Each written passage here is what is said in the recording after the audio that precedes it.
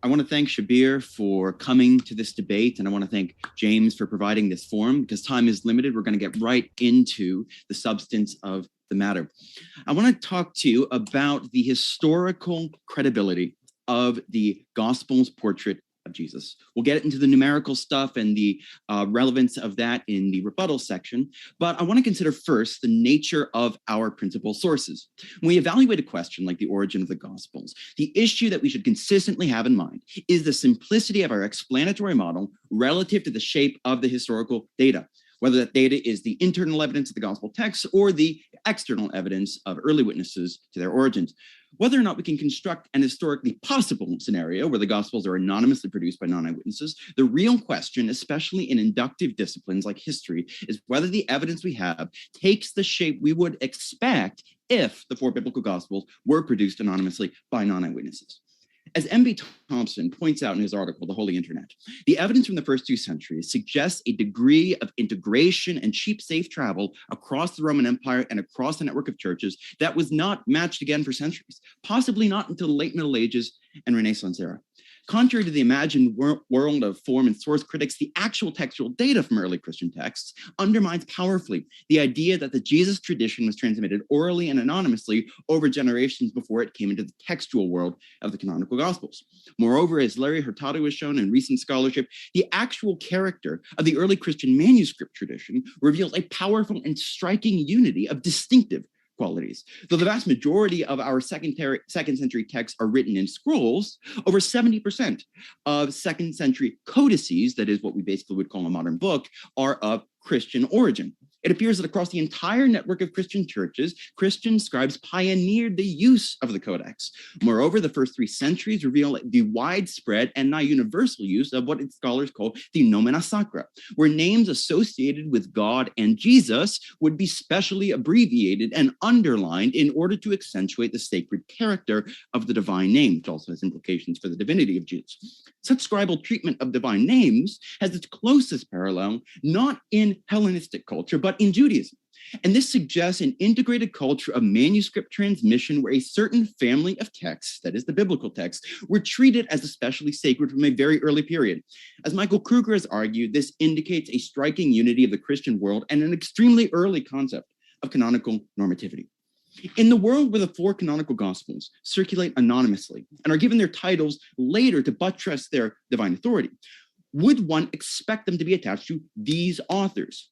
The first and the most popular of the Gospels is attributed by tradition to Matthew. The association of a Gospel with Matthew in our extant sources is first explicitly made in Papias. Matthew's claim to fame as an apostle, however, is the very fact of his being associated with a written Gospel.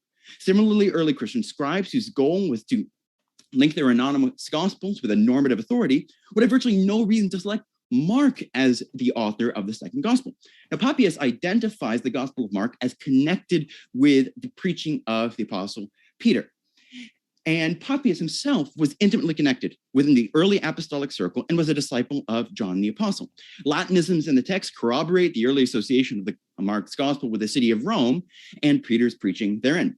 Now, the third gospel was traditionally written by an author who, again, status is linked to his tradition of being linked with the authorship of the gospel himself. He's not remembered as a disciple of the historical Jesus, and his principal association with an apostle is Paul, who, of course, was not a disciple of Jesus during his earthly ministry. While Irenaeus is the first to list the 4 Gospels explicitly by their traditional authors, there exists no competing tradition, either in our external evidence or in the manuscripts themselves. Despite the common claim that the Gospels are internally anonymous, these manuscripts, which have the beginning of the text, all associate the 4 Gospels with these traditional authors. If they are anonymous, they are only anonymous in the sense that any writing which does not begin with, "Hello, I'm John Doe, the author of this text," is anonymous. Most of my writing would be anonymous by the standard. It's easy to claim that the texts are anonymous if we decide that the very portion of the manuscript identifying our authors doesn't count. Relative to the data in hand, by far the most simple and parsimonious explanation identifies the 4 Gospels as written by their traditional authors. And if this is the case, these 4 Gospels represent extremely early tradition coming from the most intimate acquaintances of the historical Jesus. Moreover, the closely integrated network character of the earliest Christianity and its universal veneration of the apostles is strongly at odds with any model claiming that these gospels would have been contested by the historical apostles of the historical Jesus if they were acquainted with their content. That they are taken to be normative at such an early date across the Christian world is best explained if they represent historical information of the highest value. Now let's look at what's inside these four texts. The four gospels are consistent with each other in remarkable and non-ostentatious ways, indicating that the portrait being presented is rooted in the actual historical Jesus. A detail in one gospel explains in subtle ways details in the other gospels. Things that appear to be contradictory actually come into sharp focus as intelligible only in light of very specific information about the local geography of the region. Moreover, the gospels get things right that would be nearly impossible to fake. Indeed, these tests can only be made because of contemporary historical tools allowing us to collate and analyze data from a wide variety of contemporary texts. Imagine living 2,000 years ago and producing an invented narrative from 38 years prior. Frequency of personal names fluctuates consistently in both time and place, and the world of the narrative is not the production context for the actual authorship of the four gospels. That is, where the history happened is not where the texts were written. Compiling data from the Dead Sea Scrolls and other contemporary sources, Richard Bauckham notes that the relative frequency of names, even when considering only Jews, differs vastly from place to place. The most common names in Palestine were not the most common names in Egypt or in Libya. And yet, despite being produced outside Palestine, the four gospels represent very exactly the appropriate proportion of names relative to its purported geographical and chronological setting. When one considers that this question can only be meaningfully asked because of modern scholarly tools, the idea that the evangelists would have been able to produce this correlation artificially is revealed as absurd. Similarly, their knowledge of the topography is extremely accurate. John chapter 2, for example, describes a journey down to Capernaum from Cana, reflecting the actual higher elevation of Capernaum relative to Cana. The same language is used accurately in describing the relationship of Jerusalem to Jericho. And when Jesus prophetically condemns Chorazin, Bethsaida, and Capernaum, he condemns three obscure communities, which are actual first century Palestinian towns. Chorazin is archaeologically known as being on the road to Bethsaida and existing 2 miles north of Capernaum. This contrasts with later non-canonical gospels, which name only the largest and most well-known cities. And the canonical gospels mention about 70 to 80 place names each. They consistently reflect accurate knowledge of the topography. Other connections among the gospels reflect a whole that is larger than the minds of the authors and is rooted in historical reality.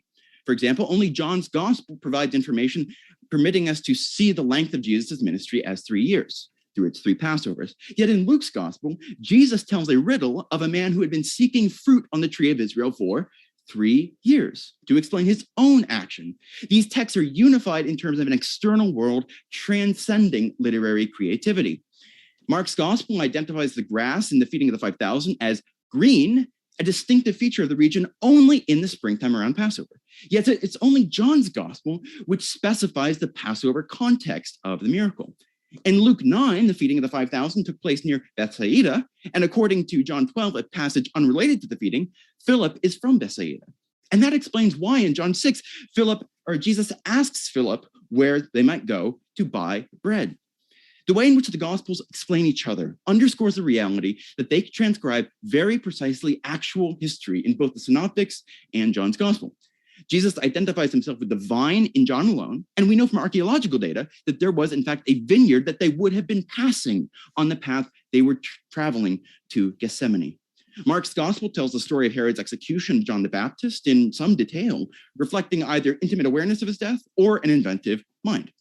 But it's in Luke's gospel, in 8 verse 3, that Joanna, the wife of Chuza, was a disciple of Jesus, and we're told that she was Herod's household manager, thus explaining how this information was available to Mark. In Jesus' trial, narrated in the Synoptics, he's accused of saying that he would destroy the temple and rebuild it in 3 days. Yet it's only in John that we learn of Jesus saying that he would rebuild the temple in 3 days if it were destroyed at the beginning of his ministry. The garbled memory of an authentic saying of Jesus that is misquoted in his trial provides explanatory context, unifying the stories of the 4 Gospels and John together. Observe how these undesigned coincidences exist in both the natural and the miraculous aspects of Jesus' ministry and hold true both before and after his resurrection from the dead. For example, when Jesus asks Peter, "Do you love me more than these others do?" We're given an explanation for why he asks that only in the Synoptic Gospels, where Peter says, "Even if the others fall away, I will not." Third and finally, I want to consider the portrait of Jesus that emerges from the Gospels in the terms of what N.T. Wright calls the criterion of double dissimilarity and similarity. Jesus carried out his ministry in the historical world of first century Judaism and must make sense in that context. Yet he also gave birth to an early Christianity which had specific characteristics. He has to make sense as someone in the first century Jewish world without being identical to it, and he has to make sense as the explanation for why early Christianity took the specific form that it did. The Jesus of the Gospels acts specifically in ways which only make sense against his historical context, and likewise explains why early Christianity believed the things that they do without speaking in the language of the earliest Christianity. Consider the fact that in early Christianity, we know from the book of Acts, from the writings of Paul, that the principal controversy in the earliest period was about circumcision of Gentiles. Now, if the evangelists felt free to invent material in order to give them a leg up in their theological controversies, why does Jesus never once address this controversy? But he addresses all sorts of things which were not, in fact, controversial in the early church. The theology of the New Testament emerges out of the teaching of Jesus and makes sense in the context of his historical ministry, and yet it also explains why early Christianity spoke the language that it did without merely being a retrojection of first century Christianity. In both the Synoptics and John, Jesus' teaching about his own redemptive work is couched in the language of first century Jewish expectation. He organizes his followers around 12 apostles, representing the focal point of the reintegrated 12-tribe kingdom with himself as its Lord. His miracles constitute enacted riddles about the nature of his work, which coheres with the substance of Christian teaching, but departs in its mode of elucidation. Like the cursing of the fig tree, an enacted parable about the judgment of Israel, Jesus' healing of lepers, cripples, and the woman with an outflow of blood are more than demonstrations of power. Indeed, they specifically identify Jesus as the focal point of divine presence and the one who ritually purifies those associated with death and ritually purifies them so that they might have access to the temple, which is what purity is all about. He enacts parabolically the reality of his divine identity, but he does so in a way which only makes sense in the world of first century Judaism. With the public exaltation of Jesus, the right hand of God, there was no more reason to be cryptic, and so the New Testament proclaims his divinity openly. But in the Gospels, Jesus teaches his parables so that only those with open ears and soaked in Israel's scriptures will understand. Controversies about healing on the Jewish Sabbath are present in both the Synoptics of John, and they only make sense in the setting of Jesus' ministry. Not only would this debate have been foreign to the earliest Gentile Christian communities, but it represents an earlier period in Jewish halakhic discussion than that found in post-70 AD text. The Jerusalem Talmud, for example, describes how there were multiple parties of Pharisees, and indeed the Jerusalem Talmud condemns most of these Pharisaic parties as a curse because of their legalism. The use of parables is pervasive in the Synoptic Gospels, and yet as a teaching style, it is essentially absent from the Gentile Christian literature, but present in a wide variety of Jewish literature. The epistles and the apocalypse speak openly about Jesus' atoning death, the new birth, and the consequent presence of the Holy Spirit among them. They consistently identify Jesus as Kyrios, or Lord, translating the Tetragrammaton, the divine name, from the Old Testament. And yet when Jesus speaks about his coming death, he does so in riddles, like in the parable of the tenants, where the guardians of the field kill the son of the master who owns the field.